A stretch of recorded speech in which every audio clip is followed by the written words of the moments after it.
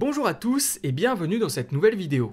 Comme vous le savez, Game of Thrones est réputé pour sa capacité à atteindre le public. La série fait pleurer, frémir, donne des frissons et bizarrement peut faire rire. Mais aussi, et surtout, la série fait réfléchir sur des questions éthiques, des questions morales, des questions philosophiques ou tout simplement, et c'est ce qui nous intéresse ici, son futur. Qui n'a jamais fait de théorie sur l'avenir de la série? Qui n'a jamais imaginé le destin de son personnage favori? Et c'est ce qui a poussé certains à partager leurs théories sur Game of Thrones. Certaines théories sont très pertinentes, extrêmement bien construites, et d'autres sont, comme qui dirait, farfelues. Après plusieurs vidéos assez sérieuses sur le sujet, je me disais qu'une touche de folie, voire d'humour, serait la bienvenue. Alors attention, cette vidéo n'est pas une blague qui a pour but de faire rire. Les théories sont un minimum cohérentes. Je vais donc vous exposer 3 théories qui peuvent vous sembler folles, et pour cause, elles le sont. Fondées pour la plupart, tirées par les cheveux pour d'autres, ces théories m'ont suffisamment intrigué ou fait rire pour que j'ai envie de vous en parler. Sachez que parmi toutes ces hypothèses étranges, j'ai sélectionné les plus pertinentes. Et sur ce, passons à la première théorie.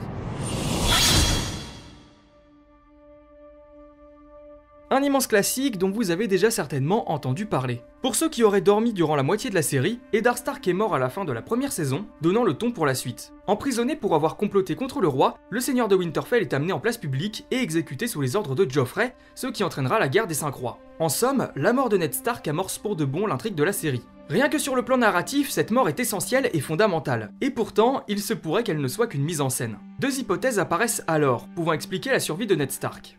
La première repose sur les pouvoirs de Bran, ou plutôt sur un pouvoir que partagent les enfants Stark, une faculté davantage mise en avant dans les romans. Vous n'êtes pas sans savoir que Bran est un zoman, une personne capable de voir le monde au travers des yeux des animaux et même de les contrôler. Dans les livres, les fils et filles de Ned Stark ont tous une connexion très particulière avec leurs loups respectifs, un pouvoir si intéressant que certains fans pensaient voir Jon Snow revenir à la vie au travers de fantômes. En prenant en compte le fait que chaque enfant Stark a ce don, il est tout à fait envisageable que leur père l'ait également. Et n'oublions pas que Bran est doué au point de pouvoir prendre le contrôle d'autres humains. Se pourrait-il que l'esprit de Ned se soit greffé à un autre corps, proche du sien? À ses côtés, Joffrey et Cersei, dont il est impossible qu'il ait pris le contrôle en vue de leurs agissements respectifs. Sansa ne semble pas non plus être une option cohérente. Il ne reste alors plus qu'un homme, son bourreau, Ilyn Payne. Ce chevalier muet est apparu dans la première et deuxième saison avant de disparaître. Il est encore en vie et d'ailleurs son nom est sur la liste d'Arya.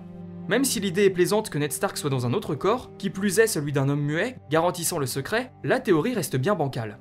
L'autre grande hypothèse quant à la survie de Ned Stark se base sur les facultés des sans-visages. Un indice pourrait avoir été laissé par l'auteur des romans, George R.R. Martin, après la mort du personnage. En effet, lorsque Arya et Sansa sont confrontés au cadavre de leur père, aucune des deux ne le reconnaît, comme s'il s'agissait d'un autre homme. Et c'est exactement là où nous amène la théorie, ce n'est pas Ned qui a été décapité. Selon cette théorie, le seigneur de Winterfell aurait croisé un autre prisonnier alors qu'il était enfermé dans sa cellule. Un autre prisonnier que l'on connaît bien et qui fait généralement parler de lui dans les théories, Jaqen H'ghar. Engagé par Varys, le sans-visage aurait pris les traits de Ned et serait mort à sa place. De quoi faire sourire. Mais alors, où est le vrai Ned Stark? Qui est le Jaqen H'ghar qui forme Arya? Un autre sans-visage qui a pris l'identité d'autrui? La théorie est complètement tirée par les cheveux. Pour ces 2 hypothèses, une question demeure. Où est Ned Stark et que fait-il surtout? Pourquoi aurait-il laissé sa famille se faire décimer? Le loyal gouverneur du Nord aurait donc laissé ses proches se faire massacrer à la chaîne? Cela semble inconcevable, tout comme un hypothétique retour de Sean Bean dans la série.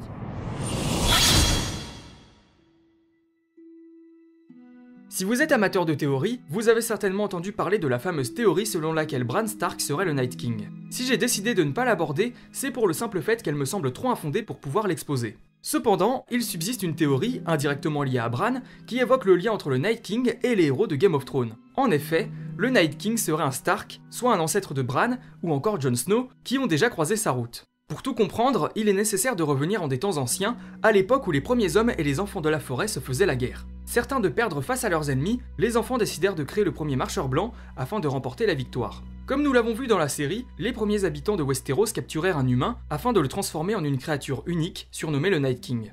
Quel rapport avec les Stark? Eh bien, il faut garder à l'esprit que la maison Stark descend directement des premiers hommes, et il n'est donc pas impossible, comme vous l'aurez compris, que l'homme capturé par les enfants de la forêt appartienne à cette famille. À cette probabilité viennent se greffer divers indices qui, mis en relation, ont de quoi faire réfléchir à un moment. Le premier de ces indices est, bien évidemment, la connexion entre le Night King et Bran Stark. Game of Thrones a démontré bien des fois que les 2 personnages étaient liés, de même que le roi des marcheurs blancs semble comme fasciné par Jon Snow. Jusqu'ici, vous êtes en droit de vous demander en quoi cette théorie est farfelue, et c'est bien normal, elle est plutôt bien construite et intéressante. C'est lorsque l'on prend du recul que la théorie devient savoureuse. N'est-il pas amusant de découvrir, dans un monde dans lequel la famille prime souvent, où les membres d'une même fratrie se battent pour sauver leur maison, que le combat ultime se livre entre des personnages d'une même maison? Et cela apparaît comme encore plus amusant lorsque l'on réfléchit à la devise des Stark à propos de l'hiver. Et si ce n'était que l'annonce d'une réunion de famille. Nous le savons depuis le début de la série, les Stark sont fondamentalement liés au loup. Au-delà du fait que l'animal représente la grande maison du Nord, chaque enfant Stark, y compris Jon, a adopté un loup-garou dans la première saison. Les animaux partagent un lien particulier avec leur maître, dont nous avons déjà parlé un peu plus tôt. Comme connectés mentalement, les loups et les Stark partagent quasiment le même destin, ce qui donne aux fans une base solide pour construire des théories. Et celle que je m'apprête à vous exposer concerne Sansa.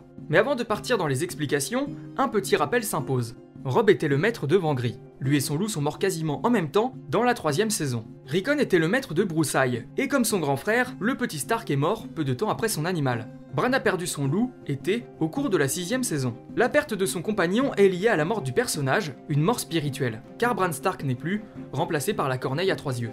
Arya a pu revoir sa louve, Nymeria, au début de la saison 7. La série a développé, l'instant de quelques secondes, le lien paradoxal entre les deux êtres.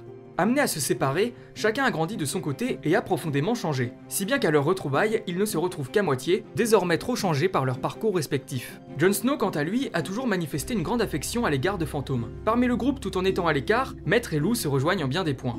Au vu de tout ceci, il est indéniable que le destin des loups est en corrélation avec le destin des Stark. Et donc, il reste un loup et son maître dont nous n'avons pas encore parlé, et il s'agit bien de Sansa et Lady. La louve a été sacrifiée dans la première saison, tuée de la main de Ned Stark. Pourtant, et on le sait bien, Sansa est encore en vie. Alors oui, elle a énormément souffert, mais au final, elle est encore là, plus forte que jamais.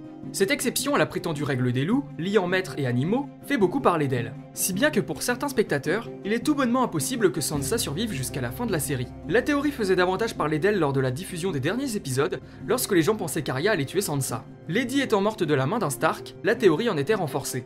Arrivé à la 8e saison, difficile de prétendre encore que la mort de Sansa, si mort il y a, est liée à celle de sa louve, 7 saisons plus tôt.